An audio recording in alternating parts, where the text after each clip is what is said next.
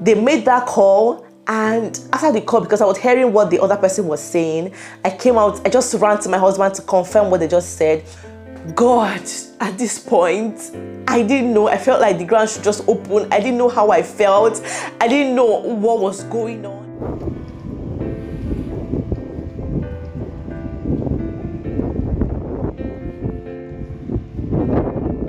Most difficult thing that could happen to anybody who is going to the hospital to have a baby is having to be in that situation where you would leave the hospital without your child.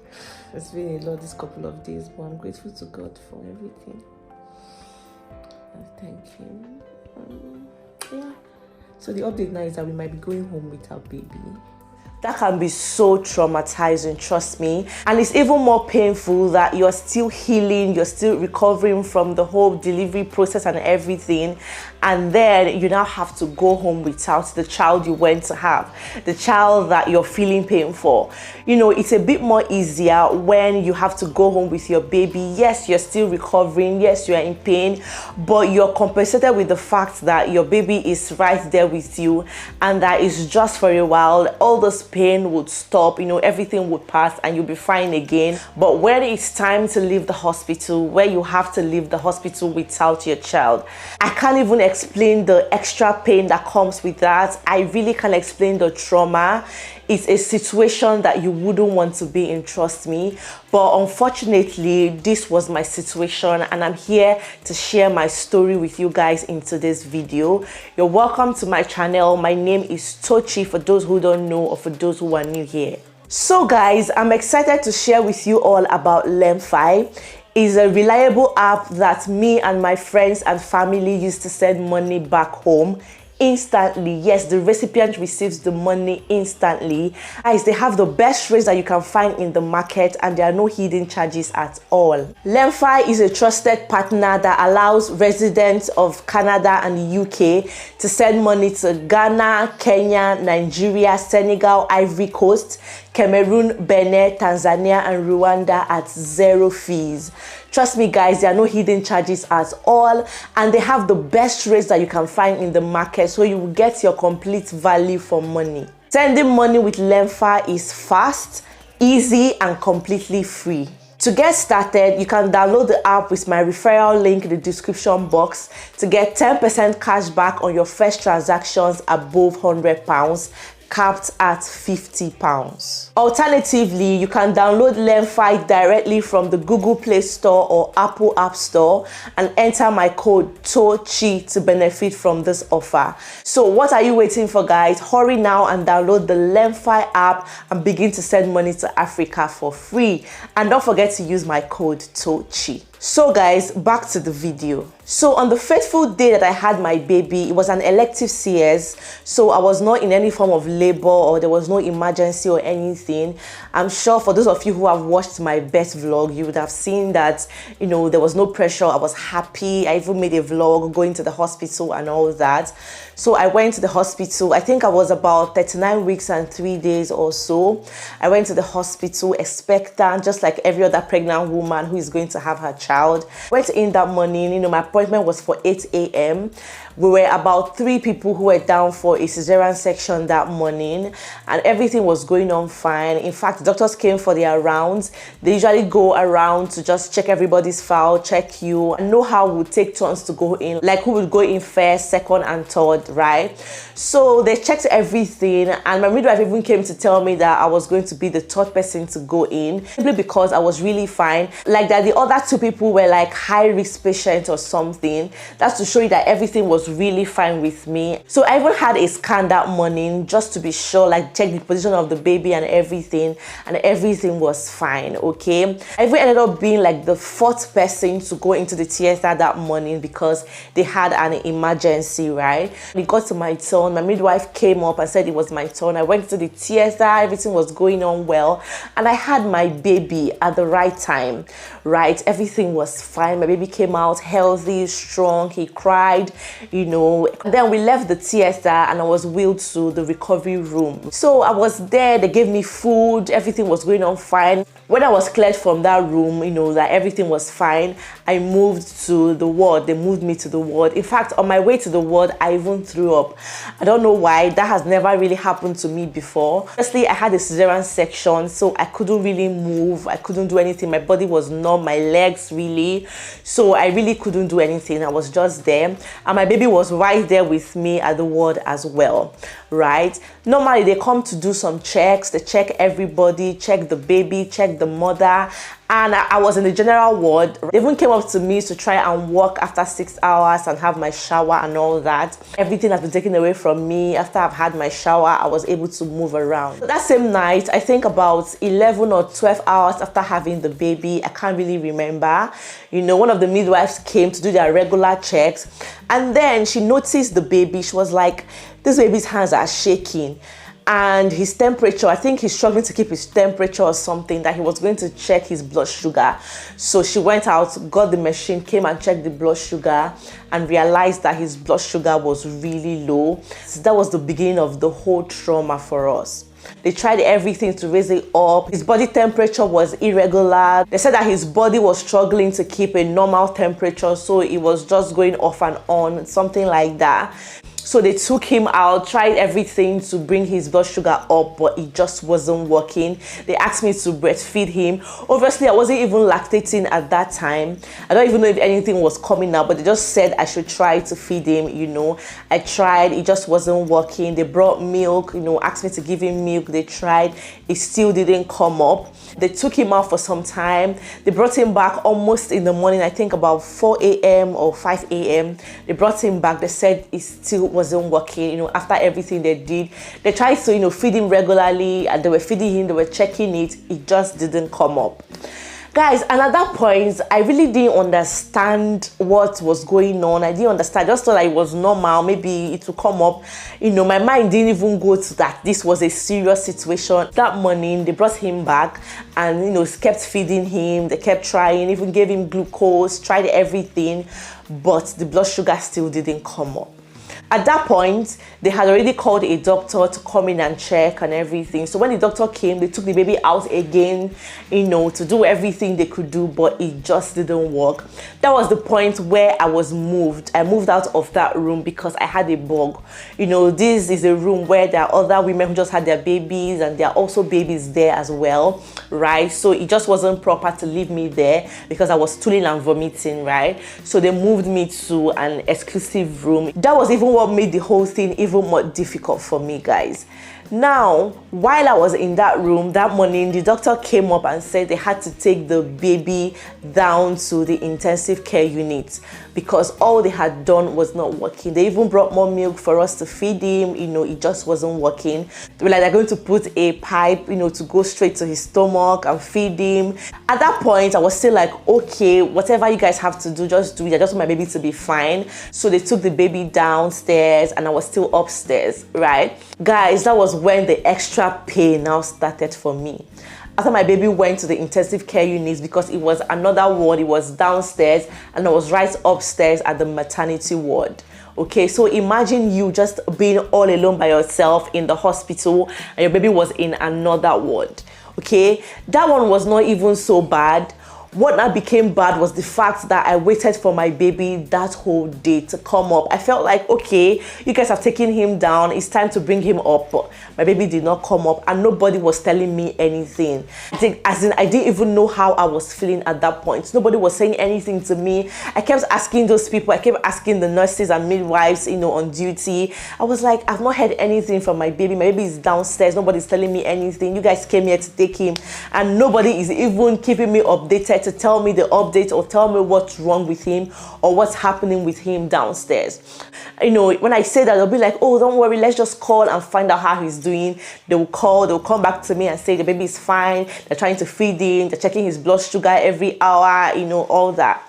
You know, it was just there. And then the whole day passed. My baby didn't come upstairs. 8 p.m., 9 p.m., that was how that whole day passed. My baby didn't come upstairs. In fact, it was even when my husband came to see me that he went to visit the baby, and then he told me, I called him, he was like, don't worry, baby is fine. They're just trying to, bring up his blood sugar. They're trying to feed him to see how everything goes. They were just still trying to figure out exactly what was wrong with him, why his blood sugar was low at that point. So that day passed. I didn't see my baby. The next morning, the doctor who came to tell me they were taking him downstairs came upstairs to see me as well, to explain what was happening with my baby. And that was the point where it all dawned on me that something was wrong. But he was like, I'm so sorry, I'm not sure your baby's coming up today. In fact, I don't know, we're just trying our best to make sure he's fine. He tried to explain everything that was wrong with him. They took some blood samples, did some blood tests. They even sent it to Liverpool. They were not doing the blood test in the hospital. They sent it to Liverpool. And it was even more painful that I couldn't go downstairs to see him because, of course, I had a bug, right? And it was intensive care unit. There's no way somebody who is stooling and vomiting can go to a place where they had little vulnerable children. Guys, it was really bad for me. I cried my eyes out. I was crying and praying and just begging God to heal my baby. And the thing that even made it worse was that I was alone in that hospital. I was all by myself, right? You can imagine when you're just alone. If there was somebody there with you, or if my husband was there with me, it would have made it, easier. But I was just all by myself. So the pain, the hurt, was so strong. I was just crying. I was just praying. And then I couldn't see my baby. I didn't understand what was happening. It was just hearsay. All I had to deal with, all I had to run with was just what I was told by the doctor, by the nurses, midwives, and my husband. I said I couldn't go there until after 48 hours. Imagine not being able to go downstairs to see my baby until after 48 hours that they took him there. Guys, right now I just can't explain that feeling. It's not something I wish for anybody that I know, right? Even those I don't know, because it was really traumatic. That experience, so that was how my baby was downstairs in another ward, and I was upstairs still trying to heal, still recovering from the pain and everything, right? So they were trying their best to take care of me, but it just wasn't working for me because I was feeling a kind of pain that I just couldn't explain. So I think after a while, I was allowed to go and see him. When they came and asked me, are you still stooling? Are you vomiting? I said no. So it has stopped at that point. They were like, okay, you can now go and see him downstairs.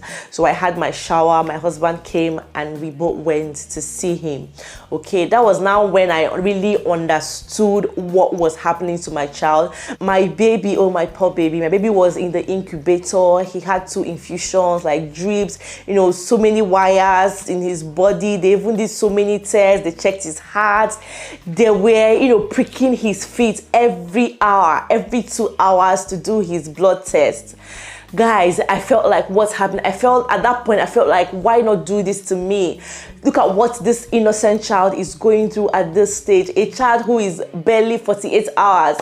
Guys, it was very traumatic. It was really, really painful for me, but there was nothing I could do. And I wasn't even lactating at that point. They were just giving him milk.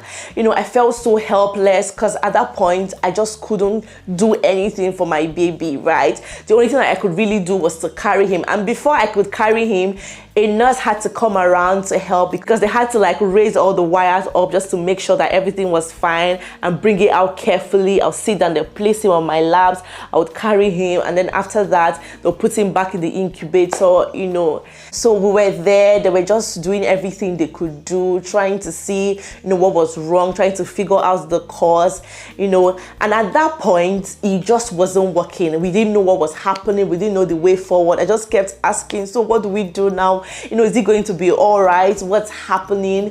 But they were like, don't worry, we just have to do our best. We just have to call Liverpool. So they kept calling Liverpool and all that, and they took some blood tests, and it was a long weekend. Okay, now we don't know when the blood test will come back. They said when the tests come back, that's when they will know what exactly is wrong with him.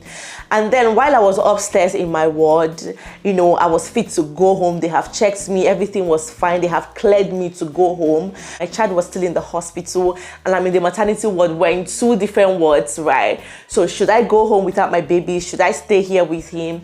So the update now is that we might be going home with our baby. So it's up to me. They're like that I'm fine, so I can go home and just be visiting him, like express breast milk, be bringing for him. Or I can stay here if I want, but it's just that blood test that they took. They didn't even do it here in this hospital. They said they did it in Liverpool or something, where they have a specialist. So that's why, if the blood test can even come back today, but it's already 4 p.m. so I'm not sure. And of course, now know that it's now till Tuesday. What a time! But it's fine. It's okay. We'll always be coming here to see him as much as we can. And we didn't really know how long he was going to be there for. You know, that was exactly the problem. We didn't know if he was going to be there for 5 weeks, if he was going to be there for 1 week, 10 days. We just didn't know. Nobody knew. Okay, we're just being hopeful, hoping for the best. Right? So when my midwife came, I talked to her. She was like, okay, let's try to express breast milk to help you. Since the baby is not sucking directly anymore, try to express breast milk for him and all that. You know, it will also help you feel closer to your baby. When you're expressing, you know, you will feel like, oh, you just have a baby and all that. But all those things were just not working for me. Okay, it felt like even as I'm pumping, it felt more painful, the whole trauma, everything. But I know I just kept pushing, I kept trying, and we still had other kids to deal with. So, you know, my husband was juggling the hospital, going to see the baby, coming to see me with the other kids and everything. So it just wasn't easy for him. So at that point, I think 3 days or 4 days after being in the hospital, I felt like I'm not even here with my baby. I'm all alone by myself. I was really, really bored, you know, in that room. I needed to just go home. I felt like being close with my family, being together with my husband will help us deal with this better, because being apart wasn't really helping us, especially me. Being alone in that ward was, you know, a no-no, okay? So when they came, I was like, do you want to go home? Do you want us to discharge you? I thought about it. So after the whole back and forth, I was like, you guys should just discharge me. Let me go home. I'll be coming to see my baby from the house, right? Because I was actually still visiting him from upstairs. I was still not with him there, and I wasn't really doing so much for him because I couldn't even breastfeed him because they were measuring his milk and all that, right? So guys, I was discharged. I went home, and we were still coming to see him. We would come in the morning, stay till the afternoon, go back, come back, stay till the night and all that. At a point, it felt like it was now too much coming with the whole family. The other kids were always disturbing. And guys, this was the intensive care unit. There were little kids there, vulnerable kids, you know. So my husband would come in the morning, stay with the baby, carry him, bring breast milk for him, and I would come in the afternoon, stay with him till the night and all that. And guys, they gave us a breast pump. So that was really nice of them. They gave me a breast pump, and I was able to pump milk. At a point, they stopped giving him the other milk, and they were now giving him only the breast milk because I was now producing a lot of breast milk. So we would pump, my husband would bring to him in the morning, stay with him till like afternoon, come back home, take more. I would pump, bring for him in the afternoon, stay till the night and all that. So we kept doing that. We kept taking turns to come take care of him. While the other person is with him, the other person would be at home with the other children and all that. So that's what we're doing. Sometimes we'd all go together to see him, you know. So we kept doing that. Guys, you just don't even want to imagine how I was feeling. I just had a cesarean section. I was going to and fro the hospital, back and forth with the pain, everything. See guys, you just don't want to imagine how I felt at that point. I was like, what is happening? You can imagine going through that kind of pain. My whole body, I haven't even recovered yet. and I was juggling the hospital and my house and all that, but I really didn't feel all that. My only concern was for my baby to just get well and leave the hospital. So we just kept doing that. After like 5 or 6 days or 7 days in the hospital, my husband just came back from the hospital and I was preparing to go. I think I was pumping breast milk at that time to take to him, to go take my turn in the hospital with him. And then we got a call that they were moving him to Liverpool. Oh my God. At that point where I was just numb for a while. Like, to Liverpool, how? Is it that there was no progress? He has spent 6 or 7 days at the hospital and now they want to move him to Liverpool. Guys, what is happening? Oh my God. They made that call, and after the call, because I was hearing what the other person was saying, I came out, I just ran to my husband to confirm what they just said, and he said that they are moving him to Liverpool. God, at this point, I didn't know. I felt like the ground should just open. I didn't know how I felt. I didn't know what was going on. We just packed up everything and went to the hospital to be sure, like, what is happening? Why is he moving to Liverpool? There's no progress. What's happening? At that point, they now explained to us that for his condition, there were about 3 hospitals that could handle his condition, and Liverpool was one of them. And they've been communicating with those at Liverpool so they would handle him better. They were still trying to understand what was happening with him, and everything they tried, all the infusions, they even tried to wean him off it at some point, tried everything they could, but his blood sugar was still low. Right? So they now told us that there was no point keeping him here and wasting time. Let them just move him to Liverpool, that they would handle him better there. He would get the best care there at Liverpool. I felt a bit relieved, after they explained all that to us, but I was still not so sure of what was happening. I just cried that evening, guys. I cried my eyes out. I cried. They said they had called the special ambulance that would move him from the hospital, to Liverpool Hospital, and that the ambulance would come at 1 a.m. or thereabouts, because they had to use a special kind of cart or ambulance to take him to the hospital. That all those things that he was on there would have to go with him, and they have to keep checking his blood sugar on the way, because I think they were doing an hourly check at that point or something. So they were like, you can go with him if you want, but if you don't want to, don't worry, he's going to be in the best hands. He's safe. We'll take care of him. You don't have to go. You guys can go and see him in the morning. So when we came back home, we thought about it. Should we go with them? Should we not go with them and all that? And then, because I was crying, I was not even in a good state. My husband didn't want me to go with that ambulance because I was ready to go with them. In fact, as we got home, I was already packing. I didn't even know what to pack. I was like, because this was like an emergency. Just came up all of a sudden. What do I pack? Where do I start from? I didn't know what to do. So my husband saw that I was not in a good state. I couldn't go with them, because if I go with them, all I'll just be doing is crying and crying and crying. I'll just feel lost. So he didn't want me to go with them there, because I really just wanted to go with the ambulance, and then he can come with the kids in the morning to Liverpool. But he said, don't worry. He told the nurse to call him when the ambulance arrived. So at 1 a.m. when the ambulance came, they called him that they were there and they were about to leave. So he went to the hospital with them. In fact, he wanted to drive down to Liverpool with them. But on the second thought, he was like, there's no point doing this, okay? We'll go and see him in the morning. And they assured us that we don't even have to be there, that he's fine. But if we wanted to feel good, we could. If we wanted to, we can follow them. But there was no point really, that we should take our time because of the other children that we had. We should take our time, pack our stuff, and then we can come to Liverpool in the morning, right? They gave us a number to call. When they got to Liverpool, they called us that they had arrived, told us the ward he was in and all the details we needed, all the information we needed, so that when we got there, we would tell them who we're looking for and all that, right? So this was now where another journey started. Our journey to Liverpool was a whole new experience. You've got the same name as our driver.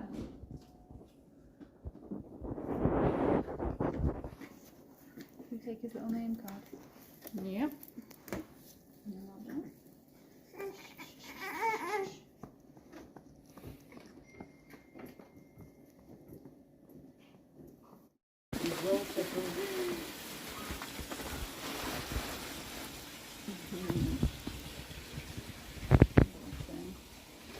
Right.